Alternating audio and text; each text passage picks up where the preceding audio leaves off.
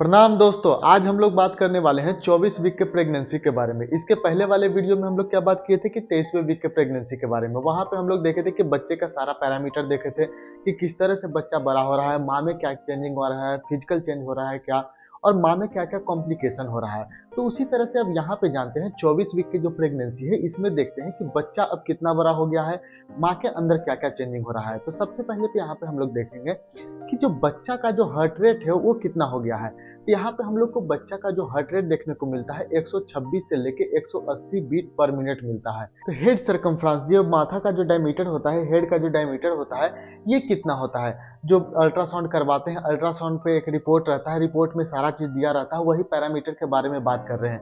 तो एससी करके लिखा रहेगा जिसको बोलते हैं हेड सरकमफ्रेंस। ये आपका रहता है 6 सेंटीमीटर से लेके 5.8 सेंटीमीटर। अगर 6 सेंटीमीटर है तो हो सकता है कि ये बॉयज का होगा, और 5.8 लगभग लगभग गर्ल्स का माना जाता है।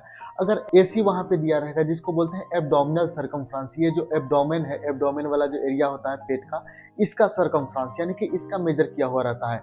ये जो रहता है 20.8 सेंटीमीटर के आसपास रहता है। फीमर लेंथ जो एक वहां पे रहता है एफएल, एफएल का मतलब होता है फीमर लेंथ। फीमर लेंथ वहां पे जब दिया रहेगा तो इसका जो मेजरमेंट रहता है ये 5.6 सेंटीमीटर के आसपास रहता है। और जो रिपोर्ट रहता है उसमें एक लिखा रहता है बीपीडी, यानी कि जिसको बोलते हैं बाइपेराइडल डायमीटर। ये क्या होता है, जो स्कल होता है, अंदर में जो खोपड़ी बनता है, उसका जो डायमीटर होता है वो कितना होता है। तो यहाँ पे जो बीपीडी का रेंज दिया रहेगा करीब करीब 11.2 से लेकर 12.2 सेंटीमीटर के आसपास इसका रेंज रहेगा। और ये सब पैरामीटर हम लोग बात कर रहे हैं 24 वीक के प्रेगनेंसी के बारे में।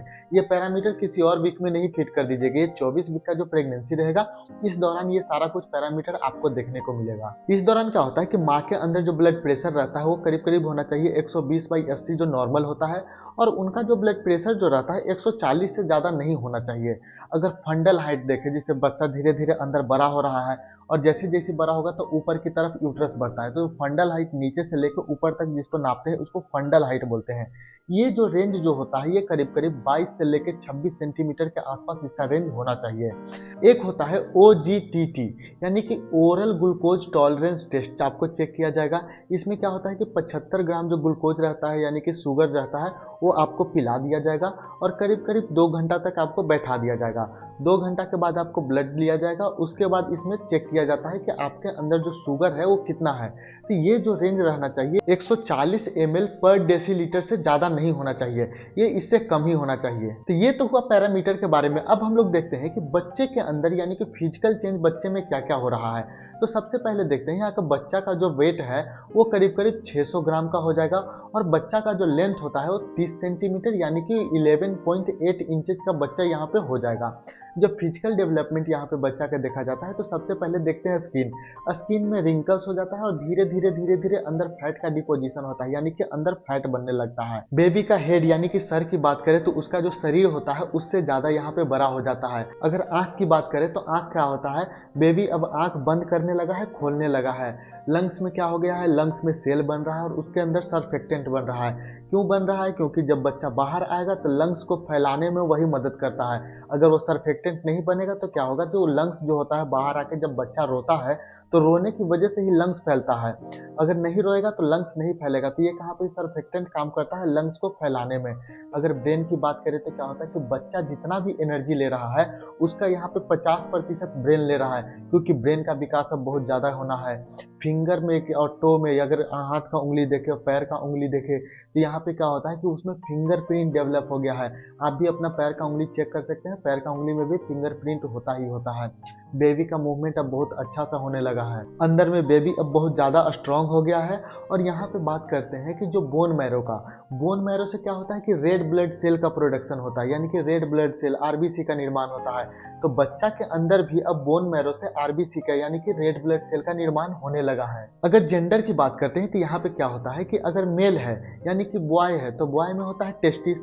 तो टेस्टिस जो होता है, तो सबसे पहले तो क्या होता है कि टेस्टिस कैसे बनता है। जो हम लोग का जो टेस्टिस होता है वो डायरेक्ट नीचे नहीं रहता है, वो पहले किडनी जो होता है किडनी के पास बनता है, और धीरे धीरे धीरे धीरे करके वो नीचे आता है।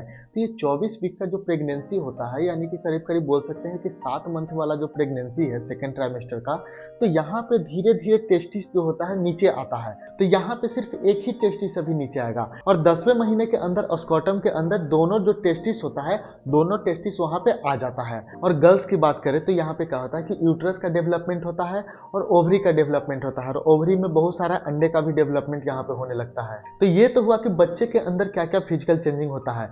अब माँ के अंदर देखते हैं कि उनके अंदर क्या क्या फिजिकल चेंजिंग होता है। तो सबसे पहले होता है कि माँ का बेली फैट, यानी कि जो पेट का जो आकार है वो बढ़ता है, क्योंकि अंदर में यूट्रस का आकार बढ़ रहा था, ब्रेस्ट बड़ा हो रहा है, निप्पल्स का साइज बड़ा हो रहा है, निप्पल में डार्कनेस आ रहा है, जो बेली फैट बढ़ रहा है, जिसके वजह से क्या होता है कि उनमें स्ट्रेच मार्क, और स्ट्रेच मार्क आने की वजह से उनको इचिंग हो रहा है। निप्पल से यहाँ पे व्हाइट मिल्क का डिस्चार्ज हो रहा है, जिसको क्या बोलते हैं, कोलेस्ट्रम बोलते हैं। और यही कोलेस्ट्रम होता है जब बच्चा डिलीवरी हो जाता है तो वहाँ पे ये बच्चा का पहला खाना होता है। अब माँ के अंदर क्या क्या सिम्टम नजर आते हैं, उनको क्या क्या दिक्कत हो सकता है, तो यहाँ पे देखते हैं कि मदर के अंदर वेट बढ़ता है। वेट बढ़ने की वजह से उनको बहुत ज़्यादा प्रॉब्लम होता है, क्योंकि वेट इसलिए बढ़ता है कि अंदर में बच्चा भी बढ़ रहा है, बच्चा बढ़ रहा है तो साथ साथ उनका वजन और बच्चा का वजन, जिसकी वजह से उनका वेट बढ़ता है। और जब वेट बढ़ता है तो यूट्रस जो होता है कि पीछे वाले हड्डी को कंप्रेस करता है, जिसके वजह से उनको बैक एक्ने भी होता है, बैक पेन भी होता है, उनको कॉन्स्टिपेशन होता है। साथ ही साथ और भी देखने को मिलता है कि जो लेग है, लेग में स्वेलिंग देखने को मिलता है, एंकल के पास स्वेलिंग देखने को मिलता है, जिसको लेग एडिमा या फिर एंकल एडिमा बोलते हैं। आंख में उनको बहुत ज्यादा खुजली इस दौरान देखने को मिलेगा, ब्लड विजन, यानी कि साफ साफ नहीं दिख सकता है। और ये जो हम आपको बता रहे हैं तो इसमें एक पैरामीटर लिया जाता है और इसमें ये देखा जाता है कि क्या इस वीक के दौरान किन में ये सारा चीज हुआ है। और जिन लोग में ये सारा चीज होता है तो वो यहाँ पे नोट करके हम आपको बता रहे हैं। अब ऐसा नहीं कि ये बता रहे हैं तो आप में होना जरूरी ही है। इस दौरान और क्या देखने को मिलता है कि वेजाइनल डिस्चार्ज, वेजाइनल का डिस्चार्ज बहुत ज्यादा बढ़ जाता है। अगर आपको हम बताते हैं कि नॉर्मल डिस्चार्ज है, किसी भी तरह का स्मेल नहीं आ रहा है, हल्का वाटरी है, तो ठीक है। अगर उसमें से स्मेल आ रहा है, आपको यूरिन जाने में प्रॉब्लम हो रहा है, इचिंग हो रहा है, बहुत ज्यादा उसमें से दर्द हो रहा है, तब कहीं ना कहीं ये दिक्कत है, क्योंकि ये इन्फेक्शन का कारण हो सकता है। और अगर इन्फेक्शन का कारण हुआ तो हो सकता है कि आपको भी कॉम्प्लिकेशन हो सकता है और बच्चे में भी कॉम्प्लिकेशन हो सकता है। तो तुरंत अगर इस तरह का कोई भी संकेत हो तो तुरंत भागे भागे डॉक्टर के पास आपको जाना है। इसके साथ ही आपको अपना ध्यान देना चाहिए। क्या करना है कि इस समय आपको बहुत मात्रा में, यानी कि अच्छे अमाउंट में आपको पानी पीना है, कम से कम 8 से 10 गिलास। अच्छा खाना खाना है, स्ट्रेस नहीं लेना है, रिलैक्स करना है, ज़्यादा कोई भारी सामान आपको नहीं उठाना है। खाना ऐसा खाना है कि जिसमें प्रोटीन हो, कार्बोहाइड्रेट की मात्रा कम हो, वेजिटेबल्स खाना है। अल्कोहल और स्मोकिंग, यानी कि सिगरेट और शराब से बिल्कुल दूर रहना है। और सबसे जरूरी बात इस दौरान क्या करना है कि आपको अपना हाइजीन मेंटेन करके रखना है, क्योंकि अगर हाइजीन मेंटेन करके नहीं रखिएगा तो इस दौरान क्या होता है कि इन्फेक्शन बहुत जल्दी लग जाता है। तो ये था 24 वीक के प्रेगनेंसी के बारे में। अगर आपके मन में किसी भी तरह का क्वेश्चन है, कोई भी डाउट है, तो आप हमें कमेंट भी कर सकते हैं और मैसेज करके भी पूछ सकते हैं। मैसेज करने के लिए डिस्क्रिप्शन में नंबर दिया गया है, वहां से आप हमें व्हाट्सएप पे मैसेज कर सकते हैं। अगर आपको ये जानकारी अच्छा लगा तो प्लीज उन तक जरूर शेयर कीजिएगा जिनको इसकी सख्त जरूरत है। ये जो हम सीरीज बना रहे हैं ये छूटना नहीं चाहिए। इसके लिए आपको क्या करना है कि चैनल को सब्सक्राइब करना है। मिलते हैं अगले वीडियो में, जिसमें बताएंगे 25 वीक का जो प्रेगनेंसी होता है उसमें क्या क्या होता है। तब तक के लिए धन्यवाद।